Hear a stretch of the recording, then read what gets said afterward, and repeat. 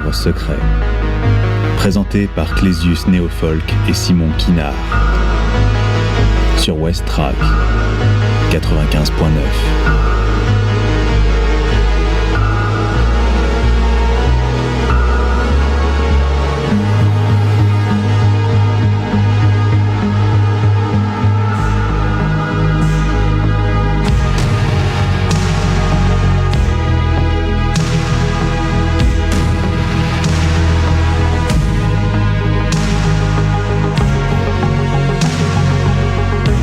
Salut les curieux et les curieuses. Les ondes du Havre secret sur West Track Radio, c'est l'émission sur le patrimoine local du Havre. Sur ce qui se cache sous nos pieds, parfois même sous nos yeux, mais qu'on a tendance à oublier. Je parle de ce patrimoine qui ressurgit quand on ne s'y attend pas. Lors d'un chantier, ou lorsque vous jardinez par exemple. Je suis Clésius, et avec mon ami Simon, on va vous emmener dans un monde caché. Un monde à portée de main, mais tellement discret qu'il n'existe parfois plus que dans les mémoires de nos aînés. On va vous faire découvrir des galeries souterraines, des monuments oubliés. On va ouvrir pour vous les portes du passé. On va vous montrer que notre ville est pleine de trésors, trop souvent fragiles, trop souvent cachés. Clésius et moi, on a créé début 2016 une chaîne sur YouTube, les dossiers du Havre secret. On y présente le patrimoine en vidéo. Donc Clésius fouille les archives, écrit et réalise. Moi, je m'occupe de mettre ça en images. On forme une équipe qui marche bien puisque depuis plus de 6 mois maintenant, on continue de sortir des petits documentaires. Alors si vous voulez jeter un coup d'œil à notre travail, n'hésitez pas, faites un petit tour sur notre chaîne. Sur YouTube, vous tapez les dossiers du Havre secret. Mettez votre casque, prenez une lampe torche, car on est allé un petit peu partout. Ouais, on est allé à bord d'un remorqueur de la guerre. J'en profite pour faire un petit coucou à l'équipe de l'USSC 488. Salut les gars! On est allé filmer au bac du Aude aussi. Et dernièrement, on est allé sous la batterie de Dolmar, dans les anciens magasins et dans la grande poudrière souterraine. C'est un voyage dans le temps que nous allons nous efforcer de vous faire vivre. Un voyage dans le temps, dans votre ville. Et peut-être même dans votre quartier, dans votre rue. Aujourd'hui, on enregistre dans les locaux de West Track. À savoir, au fort de Tourneville. Et ça serait dommage de pas revenir sur un tel monument. Carrément. Je te propose de faire un petit retour sur l'histoire du fort. Ça nous permettra d'éclaircir quelques légendes obscures. Et je te connais Simon, je suis sûr que tu as un mot à dire sur l'activité du fort aujourd'hui.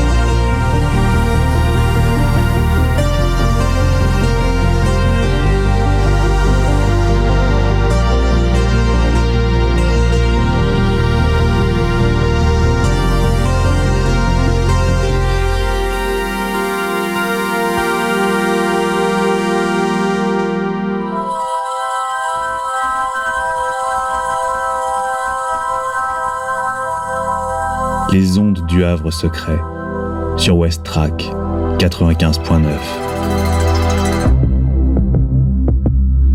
En juin 2005, sur les hauteurs de la ville, deux petits gars se glissent, en douce, dans le vieux fort. Ce qu'ils y ont découvert va les marquer, jusque dans leur vie de jeunes adultes. Ils vont passer un après-midi à jouer au chat et à la souris avec le gardien et ses chiens, tantôt dans un tunnel, tantôt dans un autre. Quelle aventure! Ils vont explorer les recoins les plus inaccessibles du fort, se glissant derrière le lierre, limandant à travers quelques obscurs soupiraux. Les murs, les portes, les fenêtres, les briques, les fresques. Il n'y a pas 1 centimètre de ce fort qui n'a pas une histoire à raconter. Les deux copains sont jeunes et ils ne s'en aperçoivent pas. Ils traquent encore quelques chimères, quelques légendes fantasmées, comme il en existe à chaque coin de rue du Havre. Mais qu'importe après tout, chaque chose en son temps. Un temps pour voir, un temps pour faire, un temps pour savoir, et qui sait, peut-être, pourront-ils dire plus tard qu'ils connaissent. Aujourd'hui, il n'y a plus qu'un seul des deux copains. L'autre, il n'est plus là. Mais je vais vous raconter ce que j'ai appris. Je vais vous raconter cette découverte du fort de Tourneville. Cette découverte qui l'a tellement marqué qu'aujourd'hui encore, il s'en souvient. Pour savoir, pour peut-être un jour connaître le fort, je pense qu'il faut se plonger dans l'histoire du Havre. Prendre un peu de distance, spatiale et temporelle.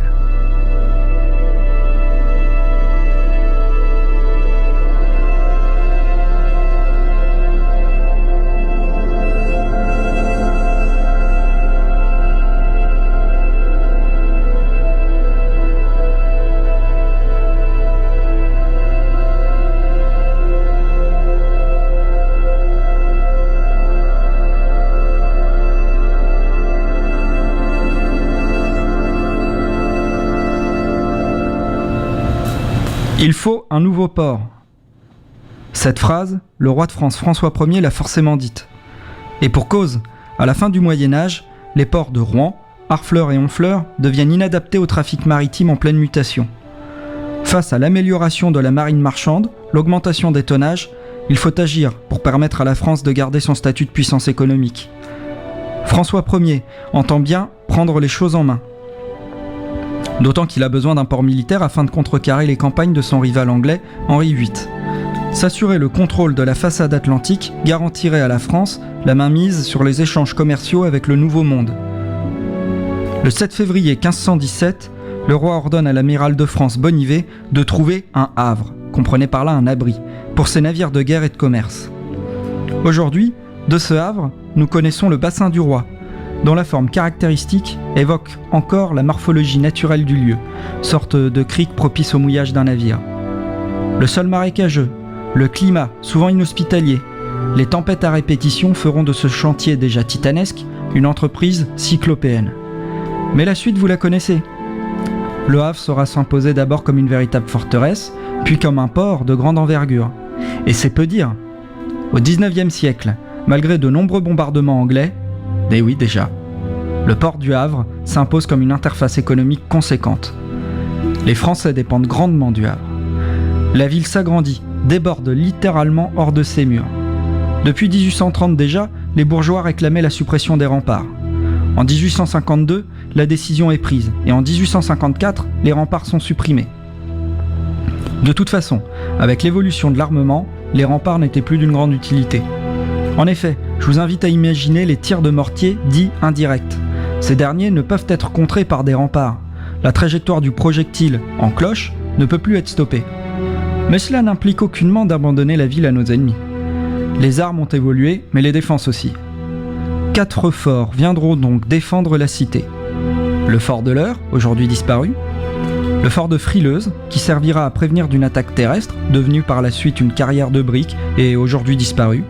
Le fort de Sainte-Adresse, qui servira à prévenir d'une attaque maritime, nos fameux et célèbres jardins suspendus aujourd'hui, et enfin notre fort, le fort de Tourneville. Forteresse imprenable permettant de constituer une défense autonome, d'où nous sommes en train d'émettre aujourd'hui. Ce dispositif de défense de la ville sera achevé avec la construction en 1869 de la caserne Kléber. Aujourd'hui, entre la cité judiciaire et la cave sur le boulevard de Strasbourg. Et en 1883 de la caserne Éblé, actuelle Franklin Building.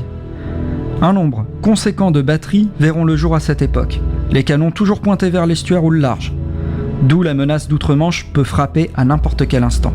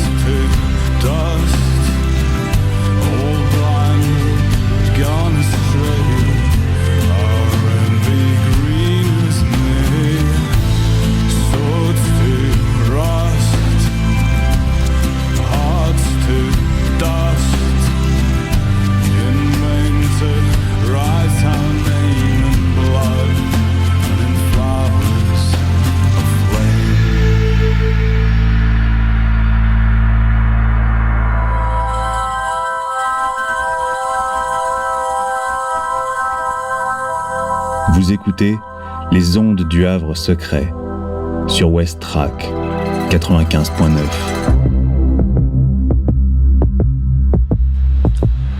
La construction du fort de Tourneville débute en 1854 et s'achève en 1858. Le fort sera construit de la même manière que le fort de Sainte-Adresse, c'est-à-dire avec une main-d'œuvre constituée en partie de prisonniers russes de la première guerre de Crimée. Les briques seront issues du chantier lui-même, comme à Sainte-Adresse. Pour l'anecdote, les vastes glacières souterraines de la brasserie de l'Ouest seront aménagées par la même main-d'œuvre. Je ne peux pas évoquer le chantier du fort de Tourneville sans vous faire part d'une légende tenace qui se dit encore tout bas dans les couloirs de ce dernier. Je tiens cette histoire d'une personne travaillant ici, dont je tairai l'identité. Je vous la raconte telle qu'elle m'a été dite. Lors de la construction du fort, et ce, afin d'honorer les délais sans accuser le moindre retard, certains accidents mortels sur le chantier auraient été camouflés. L'on aurait profité de l'épaisseur des murs pour y cacher quelques ouvriers dont l'accident mortel aurait stoppé le chantier afin de mener une enquête. Voici une légende qui n'est pas prête de s'éteindre, et pour cause. Il n'y a qu'une façon de savoir, de vérifier. En l'absence d'archives attestant de ce type d'incidents et de pratiques, il faudrait démonter, brique après brique, le fort. Qu'est-ce qui se cache donc dans les murs de notre fort ?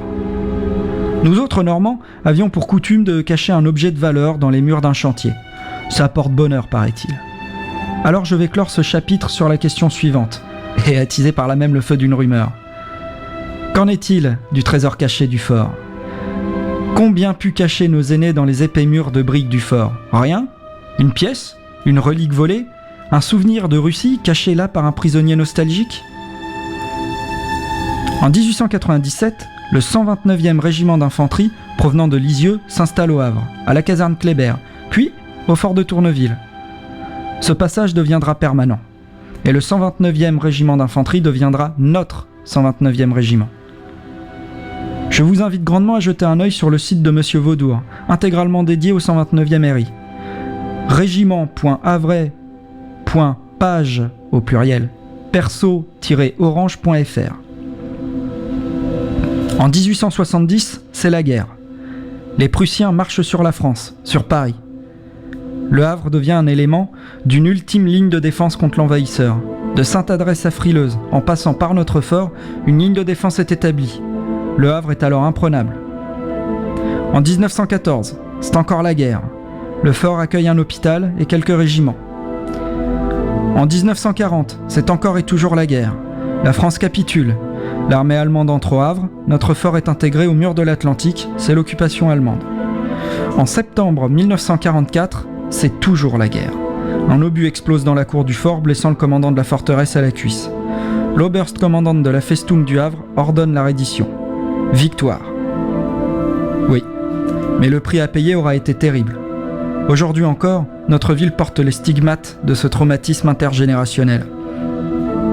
Le port sera rasé intégralement par les Allemands et nos alliés. Et la ville sera réduite à l'état de gravat. Ouais, le prix à payer aura été terrible. La suite ? Eh bien, vous la connaissez pour la plupart. Notre cité renaît de ses cendres. Elle garde sa place de grande interface maritime au rang mondial. En 1945, ce n'est plus la guerre, mais les militaires, il y en a partout. Les Américains attendent avec impatience de rentrer au pays. En attendant leur bateau, ils vivent au fort. US, go home, a dit un grand homme. Et après ? Notre fort de Tourneville, lui, cela coule douce, et il a bien raison. Fini les fusils, fini les obus, fini les militaires et leurs exercices. Le fort est vendu en 1981 en l'état à la ville du Havre. Il reste encore quelques obstacles allemands dans la cour. Les restes de l'occupation américaine après-guerre. La ville installera son service des archives. Puis, des associations en tout genre viendront occuper les lieux. La friche militaire redevient vivante petit à petit. Et demain ? Demain, c'est un centre culturel 2.0 qui fera vivre le fort. Aujourd'hui, on y va pour vivre. Écouter de la musique, s'amuser, s'instruire, s'éclater. On va au Tetris, on va au Sonic, on va écouter des conférences, on va même se faire une toile au beau jour. Si les secrets de notre vieux gardien de briques restent encore bien mystérieux, on s'y sent bien au fort. On y est chez nous, entre nous. Et puis s'il n'y avait pas de mystère, quelle place laisserions-nous à notre imagination pour vagabonder ? S'il est bien un lieu au Havre où l'on peut imaginer, rêver en toute tranquillité, c'est bien dans la parenthèse que notre fort de Tourneville nous offre. Et vous savez quoi ? J'ai eu des nouvelles du dernier des deux copains dont je vous parlais au début. Il est allé au fort de Tourneville dernièrement. Le gardien est venu le voir et le copain a demandé où se trouvait la salle de lecture des archives. Le gardien lui a indiqué le chemin, lui expliquant que ça ouvrait dans une demi-heure. Le copain a demandé s'il pouvait rester dans le fort en attendant. « Mais oui monsieur, c'est ouvert à tout le monde, on n'a jamais chassé personne. »